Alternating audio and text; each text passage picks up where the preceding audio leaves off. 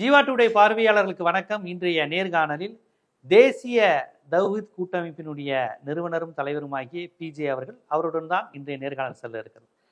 Sir, இப்போ இஸ்லாமிய அமைப்புகள் அப்படின்னு அமைப்பு தமிழ்நாட்டில் இருக்கிறாங்க, நிறைய இருக்கிறாங்க, நீங்கள் உட்பட. இந்த சொல்லப்போனால் நீங்கள் இருந்த அமைப்புலாம் நிறையா பிரிஞ்சு நீங்கள் தேர்தலெல்லாம் வந்துட்டாங்க. எல்லாம் உங்கள் 80ஸ்லேருந்து நீங்கள் எல்லாரும் சேர்ந்து இருந்தீங்க தான். நீங்கள் பாக்கர், பேராசிரியர் ஜவஹர்லால் அவர்கள் எல்லாருமே சேர்ந்து இருந்தீங்க. அடிப்படையாக ஒரு அரசியல் திறனாய்வாளராக, தமிழ்நாட்டு அரசியலுடைய தேர்தல் அரசியலை பகுப்பாய்வாளராக நான் பார்க்கும்போது எனக்கு சில ஐயங்கள் வருது. முஸ்லீம்கள் அப்படிங்கிறவங்க தமிழ்நாட்டு அரசியலில் முஸ்லீம்களுடைய பங்களிப்புன்னு பார்க்கும்போது முஸ்லீம் கட்சிகள் நிறையா வராங்க. இங்கே திராவிட கட்சிகளும் வந்து பார்த்தீங்கன்னா சிறுபான்மை ஆதரவாளர்கள் அப்படிங்கிறத அழுத்தமாக பதிவு செய்கிறாங்க. இடதுசாரிகள் பார்த்தீங்கன்னா அழுத்தமாக பதிவு செய்கிறாங்க. தலித் கட்சிகளும் நாங்கள் முஸ்லீம் ஆதரவாளர்கள்னு சொல்லிக்கிறாங்க. விடுதலை சிறுத்தைகளும் நாங்கள் தலித்துகளுக்காக இது முஸ்லீம்களின் ஆதரவு. அவர் நோம்பெல்லாம் இருக்கிறார். நான் நோன்பு இருக்கிறேன், ஏன்னா என் தோழர்கள் வந்து நோன்பு இருந்து சாப்பிடும்போது நான் நல்லா 3 வேளை சாப்பிட்டு வந்து என்னால் சாப்பிடும், நானும் பசியோடு தான் அதை சாப்பிடுவேங்கிற அளவுக்கு இவ்வளோ தூரம் உங்களோட நெருக்கமாக இருக்கிறாங்க. முஸ்லீம் கட்சிகள் இதையெல்லாம் தாண்டி தனியாக இஸ்லாமியர்களுக்கு என்று அரசியல் கட்சிகள்னா என்ன அரசியல் கோரிக்கை இருக்குது? சமூக அச்சுறுத்தல் என்ன இஸ்லாமியர்களுக்கு இருக்குது? எதற்காக முஸ்லீம்களுக்கு என்று ஒரு அரசியல் கட்சி வேணும்னு நீங்கள் நினைக்கிறீங்க தமிழ்நாட்டில்? முதல்ல நான் வேணும்னு நினைக்கல. முதல் விஷயம் என்னன்னு கேட்டால், இது தேவையற்ற விஷயம்தான். முஸ்லீம்களுக்கு அரசியல் கட்சி கண்டிப்பாக. ஏன்னு கேட்டால், சிறுபான்மையாக இருக்கிறவங்க பொதுவாக அவங்களுடைய உரிமைகளை அரசாங்கம் கண்டுக்கிறாமல் இருக்க வாய்ப்பு இருக்குது. அதுக்காக வேண்டி நமக்குன்னு ஒரு கட்சி ஆரம்பித்து குரல் எழுப்புவதன் மூலமாக சில காரியங்களை செய்யலாங்கிறது அந்த அடிப்படையில் அது தேவை. ஆனால் தமிழ்நாட்டுக்கு தேவையில்லை. ஏன் தேவையில்லைங்கிறோம்னு கேட்டால், இப்போ கேரளாவில் முஸ்லீம் கட்சிகள் இருக்குது. கேரளாவுடைய அமைப்பை பொறுத்த வரைக்கும் ஒரு 20-25 தொகுதிகளில் வந்து முஸ்லீம் மெஜாரிட்டி இருக்கிறாங்க. அப்போ இந்த மலப்புரம் தொகுதிகளை தீர்மானிக்கிற இடத்துல முஸ்லீம் இருக்காங்க. தீர்மானிக்கிற வெற்றி பெற இடத்துல இருக்காங்க. அவங்க தான் முஸ்லீம் தான் மெஜாரிட்டி. இந்துக்கள் இருக்கிற மாதிரி. ஆமாம், மலப்புரம் அந்த மாதிரி மாவட்டங்கள்லாம் இருக்குது. இந்த வயநாடு இதெல்லாம் வெள்ளப்பெருலாம் சரிவுலாம் ஏற்படுச்ச வயநாடு, ராகுல் காந்திலாம் போட்டிக்கிட்ட தொகுதியெலாம் இருக்குல்ல, அது எல்லாமே வந்து முஸ்லீம்கள் வந்து 50% மேலே உள்ள பகுதி. அது முஸ்லீம்கள் தான் ஜெயிக்க முடியும்.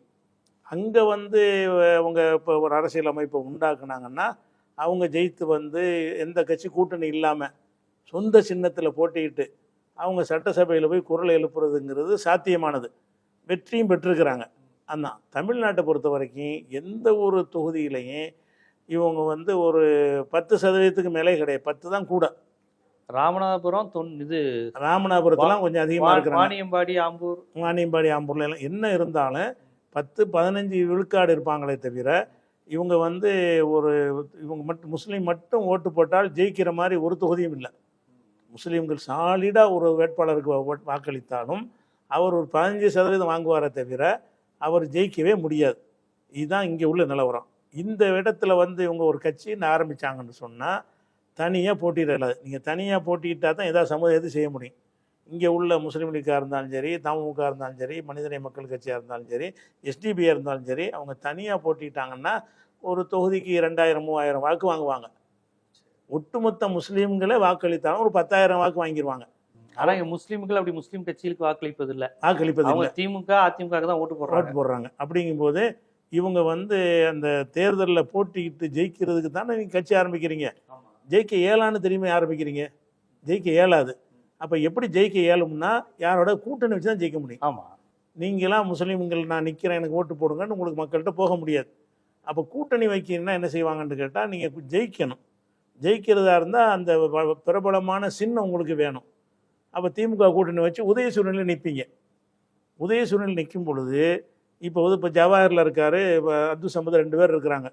இவங்க வந்து சட்டப்படி இவங்க வந்து அவங்க கட்சி என்ன மனிதநேய மக்கள் கட்சிக்கு உறுப்பினர் கிடையாது. இவங்க மனிதநேய மக்கள் கட்சியுடைய எம்எல்ஏன்னு சொல்கிறீங்க. இவங்க அந்த கட்சியில் உறுப்பினராக இருக்க முடியாது. ஏன்னு கேட்டால், உதயசூரியன் சின்னத்தில் இவங்க போட்டியிடும் பொழுது நாங்கள் வந்து திமுகவில் உறுப்பினராக சேர்கிறோம்னு எழுதி கொடுக்கணும். திமுககாரன் தான் என்ன செய்யணும், இவருக்கு எங்கள் கட்சிக்காரர் சின்னம் கொடுங்கன்னு தேர்தல் கமிஷனுக்கு கடிதம் கொடுக்கணும். அப்போ உதயசூரியன் இவருக்கு வேணுமாக இருந்தால் அந்த திமுகவுடைய உறுப்பினர் ஒரு ஆகணும். முதல்ல ஒரு ஆள் 2 கட்சியில் உறுப்பினர் ஆக முடியாது. அப்போ இவங்க ஒருத்தர் எம்எல்ஏ ஆகும்போது என்ன செய்கிறாங்கன்னு கேட்டால், அவங்க எந்த கட்சி சார்பாக நிற்கிறாங்கிறாங்களோ அதை விட்டு விலகிடுறாங்க. விலகிட்டு இப்போ திமுக உறுப்பினர் தான் அவங்க. இப்போ ஜவாஹர்லால் இவங்கெல்லாம் வந்து திமுகவுடைய உறுப்பினராக தான் அவங்க இருக்கிறாங்க. இல்ல அதனால என்ன ஒரு அரசியல் பிரதிநிதித்துவம் கிடைக்குது. ம். நிறைய கட்சிகள் இந்த மாதிரி சின்னம் இல்லாம சுயேட்சையா நின்று சில சமயம் அதிமுகவுடையோ திமுகவுடையோ நின்று அவங்க சின்னத்துல நின்று பிறகு தனித்து தன்னுடைய சின்னம் பெறுகிற அளவுக்கு பின்னாடி வந்திருக்கிறாங்களே. இல்லை அது ஒரு சொல்லலை. கட்சியோட அரசியல் பரிணாம வளர்ச்சியில் அதெல்லாம் பின்னாடி நடக்க வாய்ப்பு இருக்குல்ல. அந்த சின்னத்தில் நீங்கள் போட்டிக்கிட்டீங்கன்னா சட்டசபையில் நீங்கள் யாராக இருப்பீங்க? ஒரு ஒரு தீர்மானம் வருது, கொறடா உத்தரவு போடுவார், அதை வந்து உதயசூரியனில் போட்டுட்ட எல்லாரும் அதுக்கு தான் வாக்களிக்கணும். அது உங்களுக்கு உடன்பாடு இல்லாட்டாலும் சரி. உடன்பாடு இல்லாத ஒரு தீர்மானம் சட்டசபையில் வந்தாலும் உதயசூரியனில் உள்ளவரையெல்லாம் கொறடாவுடைய உத்தரவு வந்து கட்டுப்படுத்தும். நாங்கள் வேறு கட்சின்னு சொல்லிட்டுலாம் நீங்கள் இருக்கோம். அதனால திருமாவளவன் வந்து பானை சின்னத்துக்கு தான் கேட்குறாரு. அது இது வேறு உதயசூரியனை போட்டால் திமுக கணக்கில் வந்துடும் அது. ஆமாம், அதனால தான். அப்போ திமுகவுடைய பார்லிமெண்ட் பிரச்சனை அவருமே உதயசூரியன் சின்னத்தில் நின்றுருக்காரு. அப்போ தான் அந்த பிரச்சனை வந்துச்சு. இப்போ அவரை வந்து திமுகவை தான் கருத்தில் கொண்டாங்களே தவிர அவரை வந்து தனி கட்சியாக கருத்தில் கொள்ளலை.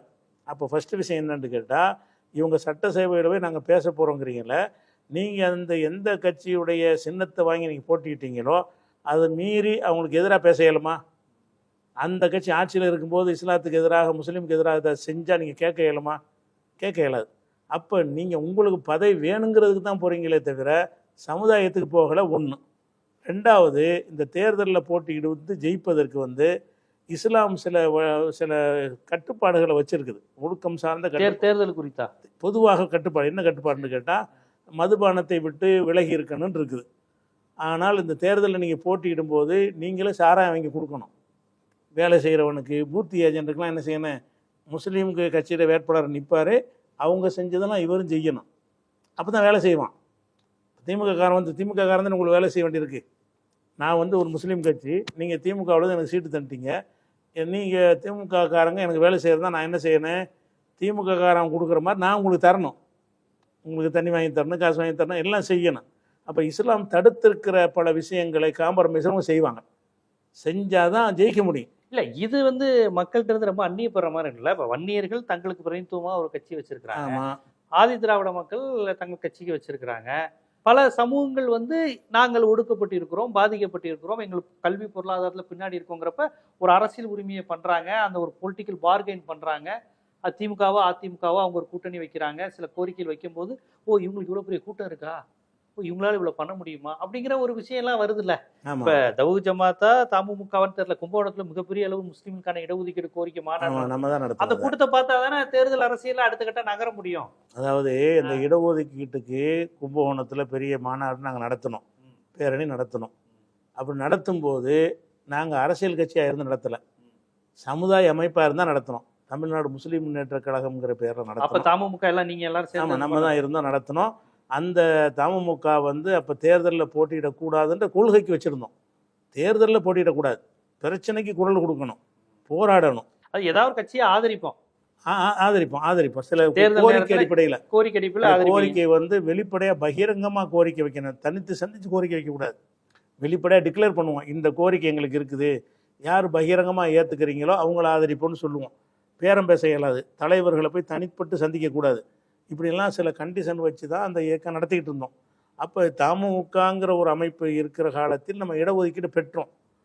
அப்போ தமுமுக அரசியல் கட்சி இல்லை. ஓ, அரசியல் கட்சி இல்லாமலே நீங்க மக்கள் கூட்டத்தை பண்ணீங்க. அது தேவைன்னு இப்பவும் நினைக்கிறோம். இப்போ வந்து சமூக அமைப்பா இருக்கணும். சமூக அமைப்பா இருந்தோம்னா நமக்கு நன்மை இருக்குது.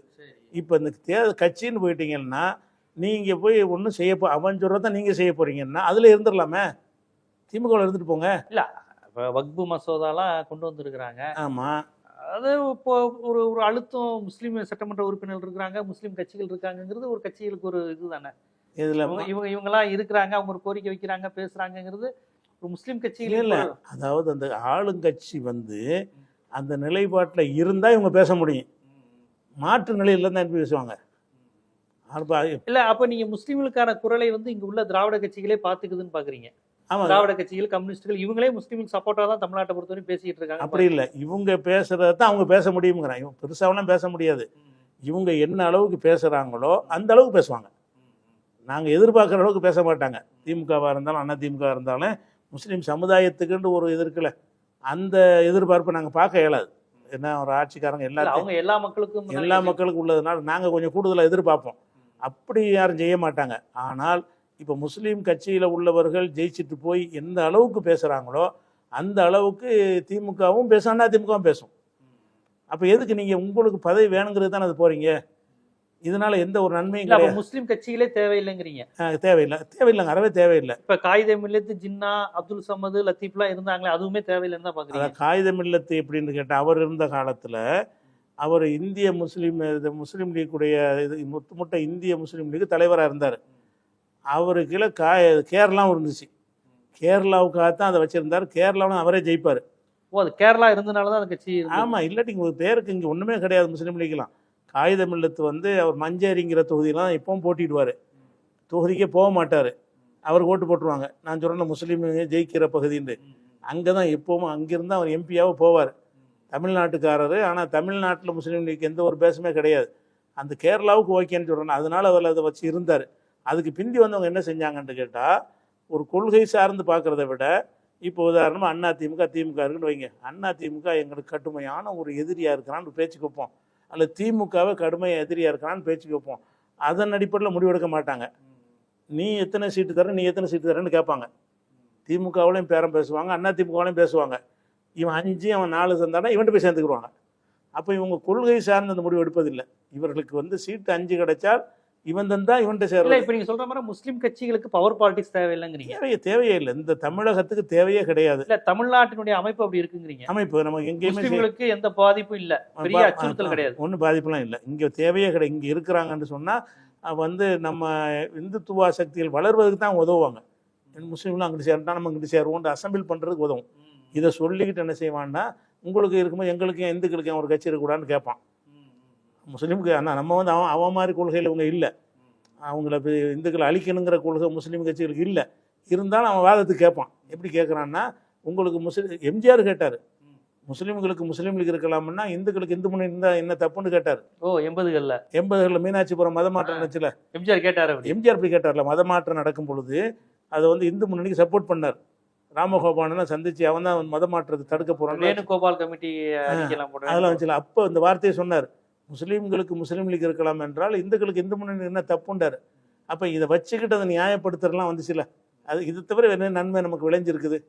இந்த முஸ்லீம் கட்சிகள் இல்லாமல் சமுதாய அமைப்பாக இருந்து நம்ம செஞ்சதை விட இவங்க கட்சியாக போய் அவங்களுக்கு வேணால் என்ன செய்வாங்கன்னா, ஒரு சம்பளம் வாங்கிக்கிடுவாங்க, ஒரு அந்தஸ்து வாங்கிக்கிடுவாங்க. அவங்களுக்கு அரசாங்கத்துறை இப்போ எம்எல்ஏவாக இருந்தால் சாவர வரைக்கும் பென்ஷன் வரும். எம்எல்ஏ இருந்துட்டாங்கன்னு சொன்னால் சாவர வரைக்கும் பென்ஷன் வந்துக்கிட்டு இருக்கும்ல, பாதி சம்பளம் வரும். அப்போ அந்த மாதிரியான ஆதாயங்களுக்கு தான் அதில் இருக்கிறாங்களே தவிர எங்களுக்கு என்ன இருக்குது? ஒன்றுமே கிடையாது. அப்படி இருக்கும்பொழுது கலைஞர் 3.5 விழுக்காடு கொடுத்தாரு. இதெல்லாம் தேர்தல் அரசியல் முஸ்லீம் ஈடுபடலைனாலுமே நடந்திருக்குங்கிறீங்க. இல்லை, 3.5ங்கிறது அரசியலுக்கு அவர் கொடுக்கல, மக்களுக்கு உள்ள விஷயம் அது. அதான் கல்விக்கு வேலை வாய்ப்பு. இந்த எம்பி எம்எல்ஏக்களுக்கு அவர் கொடுக்கல. அரசியல் பிரதிநிதித்துவம் இல்லை, அரசியல் பிரதிநிதித்துவம் இல்லை. கல்வி வேலை வாய்ப்புல முஸ்லீமுக்கு 3.5னா இத்தனை, அதுக்கு முஸ்லீம் அரசியல் கட்சிகள் அழுத்தம் இல்லை. இல்லைனாலுமே திராவிட கட்சிகள் கொடுத்துருக்குன்னு தான் பாக்குறீங்க நீங்க. இல்ல அழுத்தத்தினால தான் கொடுத்தாங்க. அதான் அதுக்கு அப்படி அமைப்பா சமூக அமைப்பா இருங்க. அப்படி இருக்கும்போது நான் வாங்கணும் இடஒதுக்கீடு. எம்எல்ஏவா எம்பியா போய் ஒன்றும் நடக்க போறது வாங்கல, எதுவும் வாங்கல. எம்எல்ஏ எம்பியா போய் இந்த இடஒதுக்கீடு நாங்கள் வாங்கலை. எம்எல்ஏ எம்பியா நம்ம ஆவது இல்லைன்னு ஒரு நிலைப்பாட்டில் இப்போ ஜவஹர்லேருந்து எல்லாரும் இருந்தோம்ல, அந்த காலகட்டத்தில் தான் இடஒதுக்கீடு நம்ம போராடணும். மக்களை திரட்ட முடியும், மக்கள் நம்பி வருவாங்க. நான் கட்சியை ஆரம்பிச்சுட்டு வந்தேன்னா அவன் ஓட்டு பொறுக்கிறதுக்கு நம்மளை கூப்பிட்றான்னு வரமாட்டாங்க. நமக்காக அழைக்கிறாங்கன்னா மக்கள் வருவாங்க. எனக்காக அழைக்கிறேன் எப்படி வருவாங்க? இவன் எங்களை கூப்பிட்றது எங்களை வச்சு ஓட்டு சம்பாதிக்கிறதுக்காக கூப்பிட்றான்னு நினச்சிருவாங்க. அதனால தான் எந்த கட்சியிலும் இல்லாமல் இருக்கும்போது நம்ம அழைப்பு கொடுக்கும்போது அப்படிப்பட்ட பெரும்பாண்டம் கும்பகோணமே திணறும் அளவுக்கு மக்கள் வந்தாங்க. தஞ்சாவூரில் பேரணி நடத்தின வந்தாங்க. எல்லாமே இடஒதுக்கீடுக்காக நடத்தணும். அது ஏன் வந்தாங்கன்னா, இவங்க தேர்தல் அரசியலில் இல்லை, இந்த கூட்டத்தை காட்டி ஓட்டு பொறுக்க மாட்டாங்க, நமக்காக அவங்க குரல் கொடுக்குறாங்கன்னு எங்களை பற்றி நம்புனாங்க.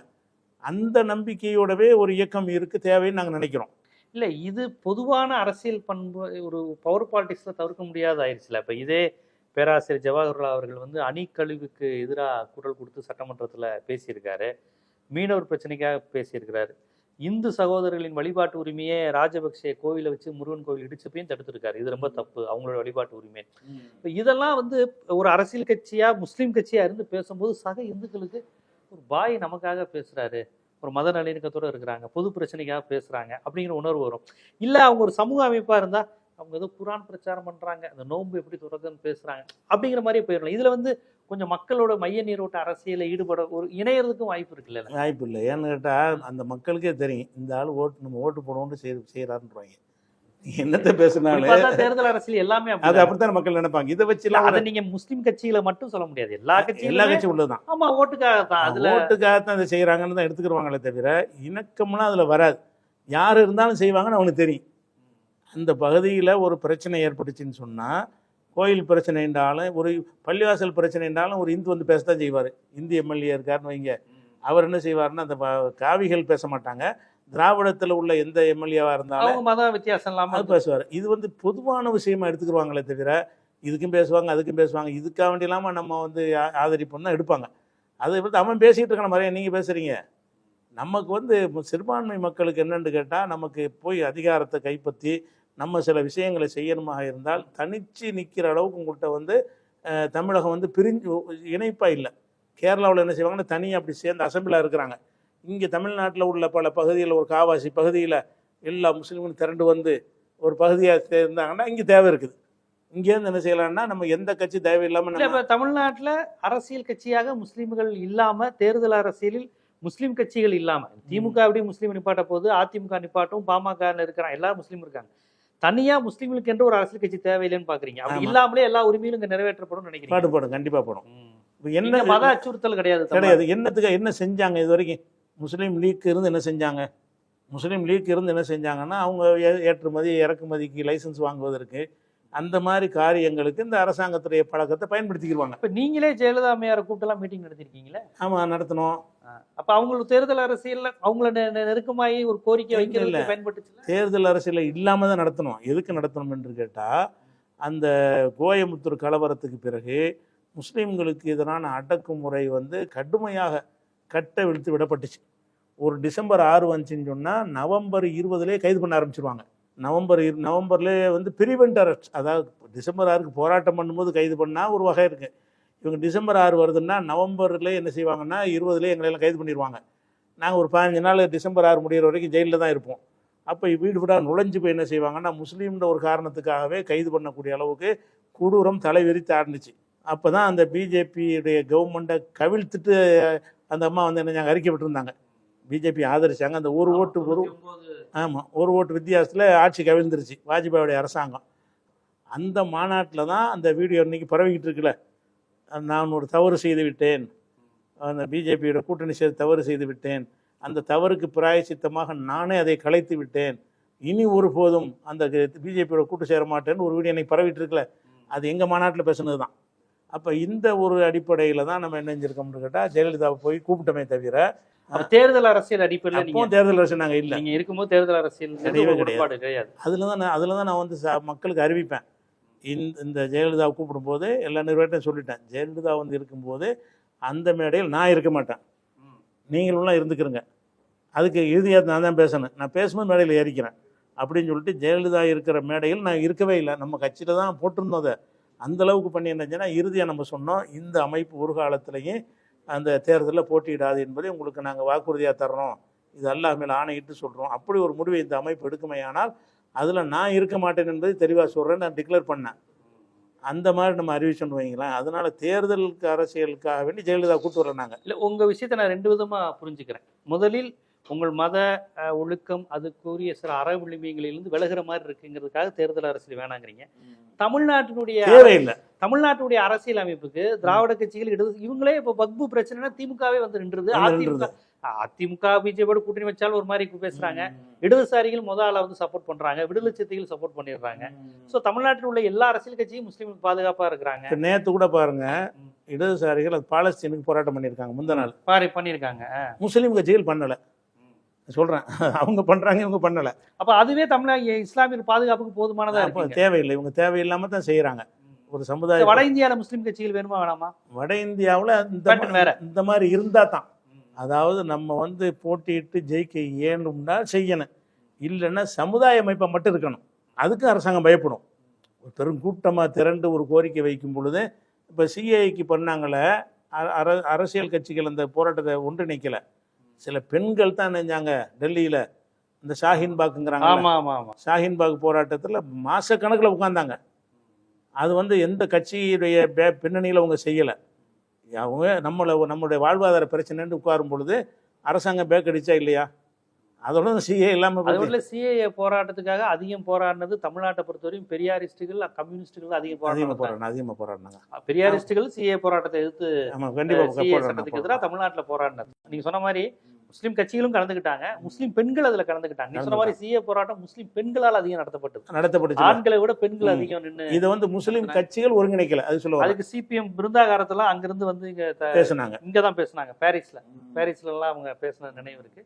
ஸோ தமிழ்நாட்டை பொறுத்தவரை இஸ்லாமியர்களுக்கான பொருளாதார பிரச்சனையோ வேற ஏதோ பிரச்சனையை டெல்லி அரசோ ஏதோ கொடுக்கும்போது தமிழ்நாட்டில் உள்ள எல்லா கட்சியிலும் அதுக்கு அரணா வந்து நின்றுறாங்க. அது ஒரு விஷயம் இருக்கு.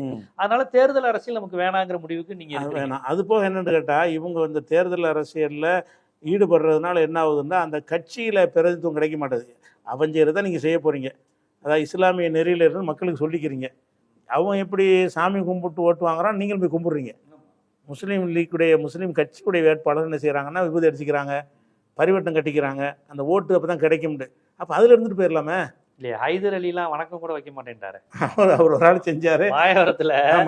மக்கள் வணக்கம் வைக்கிற வயல இருந்து நக்கீரல எதையோ பெருசா அதனால ஓட்டு விடுவாங்க எழுதிருந்தாங்க. அப்படி சிலர் இருக்கிறாங்க.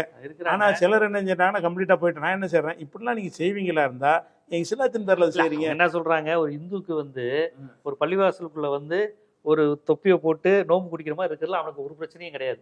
அதுல அவன் எந்த இந்து மத பண்பாடுல இருந்து விலகல. பாய் ஓட்டு போட்டுருங்க பாய் அப்படின்னு பண்ணிட்டு போறாங்க. முஸ்லீம்கள் மட்டும் ஏன் அதே மாதிரி முஸ்லீம்களும் லைட்டா அப்படி பண்ணுங்க அப்படின்னு கேக்குறாங்க. இன்னும் சொல்ல போனா நிறைய இந்துக்கள் அப்படி அவங்க நிர்பந்திக்கிறது இல்ல. அவங்க மதத்துக்கு இது இதுனா நீங்க செய்யாதீங்கன்னு தான் சொல்றாங்க. சில ஊர்ல செஞ்சிடறாங்க. நான் என்ன கேட்கறேன், இதுதான் செஞ்சுதான் நீங்க ஓட்டு பொறுக்குவீங்களா இருந்தால் நீங்க அதுல திமுகவில் இருந்துடலாமேங்கிறேன். திமுகவில் இந்த முஸ்லீம்கள் இருந்து அதுல இருந்து ஒரு எம்எல்ஏ சீட் வாங்கலாமே. அப்ப திமுக முஸ்லீமுக்கு அதிக சீட்டு கிடைக்கும்ல. இப்ப கிடைக்க மாட்டேங்குதுல்ல. முஸ்லீமுக்கு தாமுக கொடுத்துட்டோம், முஸ்லீமுக்கு கொடுத்துட்டோம்னு சொல்லிட்டு கொடுக்க மாட்டேங்கிறான்ல. அந்த கட்சிக்கு பாடு ஒன்றும் கொடுக்க மாட்டேங்கிறான். அதனால இவர்கள் அதுல இருந்து டிஃப்ரெண்டா ஏதாவது செஞ்சாங்கன்னா அதை ஓரளவு நியாயப்படுத்தலாம். அவங்க செஞ்ச அனைத்தையும் இவங்க செய்யறாங்க. தேர்தலில் வெற்றி பெறுவதற்கு அவங்க என்னென்ன செய்வாங்களோ, அதாவது இந்த கட்சியுடைய திமுகவுடைய தவிர சுட்டி காட்ட மாட்டாங்க. அண்ணா திமுகவோட கூட்டணி வச்சா அண்ணா திமுக தவிர சுட்டி காட்ட மாட்டாங்க. எதிரியுடைய தவறை மட்டும் சுட்டி காட்டுவாங்க. மிகைப்படுத்தி புகழ்வாங்க, மிகைப்படுத்தி ஏசுவாங்க. அந்த மாதிரி எல்லாம் செய்யக்கூடிய வேலையைத்தான் இந்த தேர்தலில் போட்டியிடக்கூடிய முஸ்லீம் கட்சிகள் செய்கிறார்கள். இது எனக்கு நமக்கு நீங்கள் திமுக போந்துட்டு போங்க, அவன் மாதிரி ஸ்டைலில் இவங்க பேசுகிறாங்க. இவங்க என்ன செய்யறாங்க, நாங்கள் கூட்டணி வைத்தாலும் இந்த தவறை சுட்டி காட்டுவோம்னு இது வரைக்கும் பேசுனது கிடையாது. கூட்டணி வச்சுட்டாங்கன்னா இந்த பக்கம் தவறு எதையுமே கண்டுக்கிற மாட்டாங்க, அந்த பக்கத்தை மட்டும் தான் பார்ப்பாங்க. அந்த பக்கம் கூட்டணி வச்சாங்கன்னா அரசியல் கட்சியா உருவெடுக்க வேண்டியது இல்லைங்கிறீங்க. தேவையில்லை. அரசியல் கட்சியா உருவம் நமக்கு ஒண்ணுமே ஆகல. ஒரு பள்ளிவாசலுக்கு இடிப்போ அதெல்லாம் ஒண்ணுமே இல்ல, அந்த மாதிரி எதுவும் இல்ல. திராவிடமே மேக்சிமம் முற்போக்கா ஒரு சமூக நீதி அந்த அடிப்படையில் ஒரு ஒட்டுமொத்த மக்களும் அந்த மாதிரி ஆயிட்டாங்க. தமிழ்நாட்டுக்கு திராவிட கட்சியில் எதுவா அவங்களுக்குள்ள மோதிக்கிட்டாலும் முஸ்லீம்களுக்கு எதிராக வர்றதுல ஒரு அரணாதான் இருக்கிறாங்க.